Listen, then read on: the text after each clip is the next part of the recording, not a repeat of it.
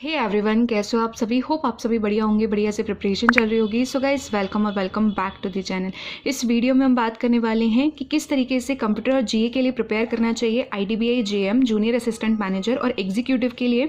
Okay, और computer का कितना वेटेज रहेगा आईडीबीआई के अंदर, और फिर उसके बाद में सेम चीज़ ही आरबीआई असिस्टेंट मेंस के लिए बात करने वाले हैं कि किस तरीके से प्रिपेयर करें कि लास्ट 15 जो ये डेज बचे हैं, ऑन एन एवरेज 15 डेज, ठीक है, उसमें हम अच्छी और बेहतर प्रिपरेशन कर सकें।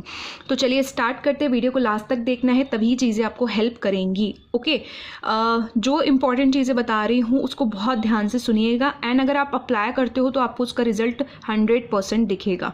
ओके, तो सबसे पहले हम लोग यहाँ बात करेंगे जीए के लिए। मैं कई बार अपनी वीडियो स्ट्रेटेजीज में बता चुकी हूँ कि कोई भी एग्जाम दो, लास्ट 6 मंथ्स इंपॉर्टेंट है, बट 6 मंथ्स कोई नहीं कर पाता, रिकॉल ही नहीं रहता है। तो एटलीस्ट आप लास्ट 3-4 मंथ्स कर लो, या 4 to 5 मंथ्स अगर अपने अच्छे से करे हैं तो आपको बहुत बेनिफिट होगा। ठीक है, तो यहाँ पे बात कर रहे हैं दिसंबर की, क्योंकि आपका JM executive RBI assistant almost दिसंबर की लास्ट वीक में 30-31 पे है। ठीक है, तो 20 दिसंबर तक करना इंपॉर्टेंट है। ठीक है, पूरा दिसंबर 25 तक कर लेते हो तो बहुत अच्छी बात है, नहीं कर पाते हो तो 20 तक करो, क्योंकि रिवीजन भी इंपॉर्टेंट है। तो आप दिसंबर, फिर नवंबर, फिर अक्टूबर एंड सितंबर, टाइम बचता है तो ही अगस्त को करना, नहीं बचता है तो कोई दिक्कत नहीं है। ठीक है, इसके अलावा आपको स्पेशल फोकस करना होगा किस पर, आपको स्पेशल फोकस करना होगा बैंकिंग अवेयरनेस पर। ठीक है, और इसको कैसे आप रिवाइज करोगे लास्ट मोमेंट पे, तो लास्ट मोमेंट पे आपके पास कैप्सूल होता है, या तो आप अड्डा का ले लो या अफेयर्स क्लाउड का।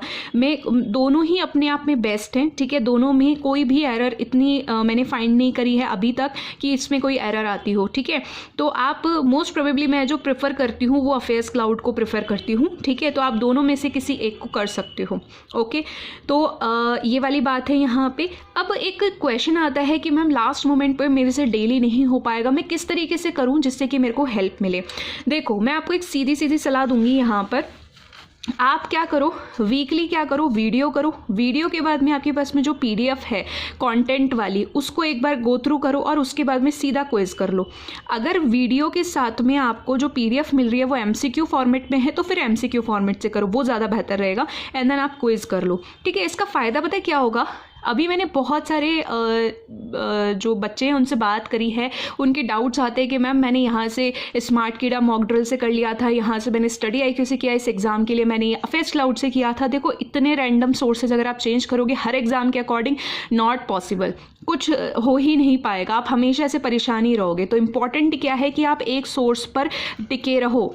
एक सोर्स से क्या होता है कि आपका जो लेवल आएगा ना आईडीबीआई के लिए और वेदर आरबीआई के लिए, वो ईजी आता है, बहुत ज़्यादा उसमें खेला नहीं जाता है। ईजी भी इन द सेंस, मॉडरेट भी आएगा तो बहुत ज़्यादा नहीं आएगा, क्योंकि आईडीबीआई जेएम के लिए आरआरबी पीओ का लेवल आएगा, और जो आपका आईडीबीआई एग्जीक्यूटिव है ना वो क्लर्क मेंस लेवल है ना, और आरबीआई असिस्टेंट भी आपका काफ़ी इजी लेवल। कट ऑफ अगर आप चेक कर सकते हो आपको पता चल जाएगा इजीली। ठीक है, तो अभी यहाँ पे बात करते हैं कि एक सोर्स से होने का फ़ायदा ये होता है कि अगर आपका मॉडरेट भी आ जाएगा ना, तब भी आप डिसेंट स्कोर करके आओगे।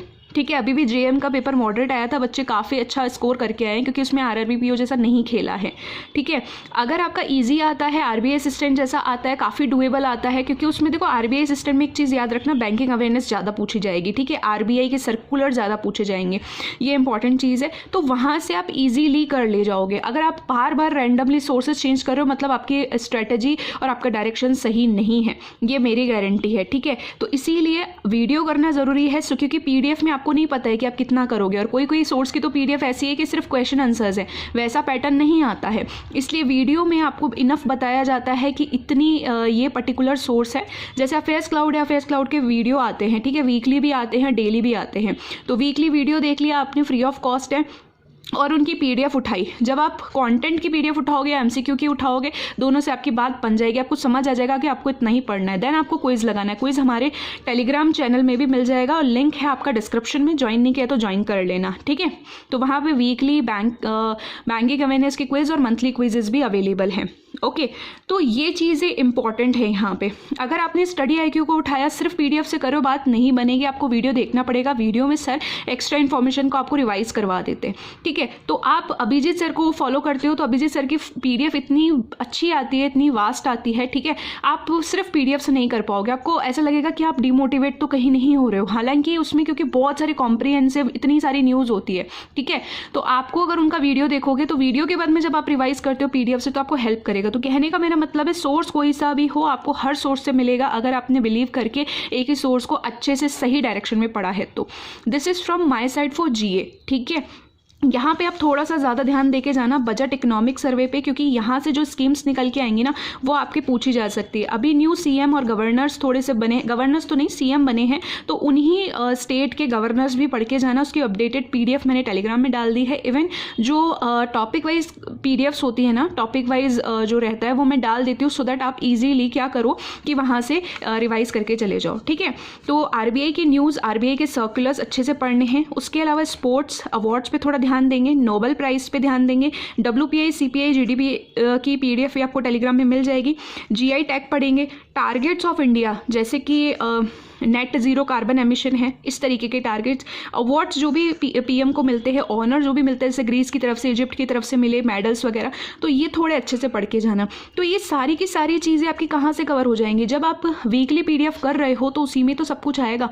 एक्स्ट्रा में आप कहाँ से रिवाइज कर सकते हो, एक तो जो मैं पीडीएफ बता रही हूँ वहाँ से और कैप्सूल से, ठीक है।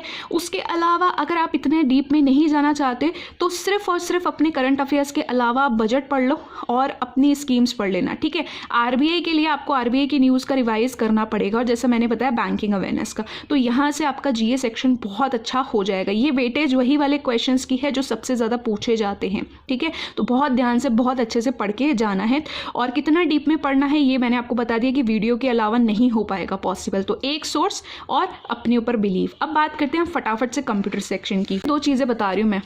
आईडीबीआई जेएम और एग्जीक्यूटिव में 20 मार्क्स का पूछा जाएगा, ठीक है। ऑलमोस्ट 20 मार्क्स का, बहुत इजी लेवल होगा, ठीक है। आराम से आप बना लोगे।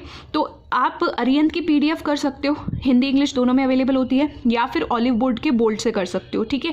तो ये इतना सफिशिएंट रह जाएगा आईडीबीआई के लिए, ठीक है। बट आरबीआई के लिए इतना सफिशिएंट नहीं होगा, क्योंकि वहाँ अलग से सेक्शनल दे रखा है आपको कंप्यूटर।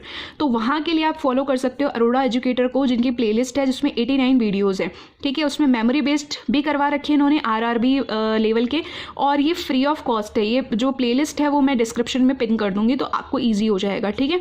या फिर अगर आप इन सब के चक्कर में नहीं पढ़ना चाहते, कुछ भी नहीं करना चाहते, कोर्स चाहते हो, तो आप पेड कोर्स ले सकते हो स्टडी आईक्यू का, एंड दैट इज़ अपने आप में ही सफिशिएंट है, लेकिन वो पेड है, ठीक है। तो वीडियो एंड आपको पीडीएफ मिलेगी, तो वहाँ से भी आप कर सकते हो। तो अगेन क्या हो गया कि अरिहंत की पीडीएफ आप पढ़ते हो, उसमें एमसीक्यूज भी आते हैं, ऑलिव बोर्ड है, इन दोनों में से कोई एक कर लो, ठीक है। जितना आपसे बन पाता है उतना करो, ठीक है।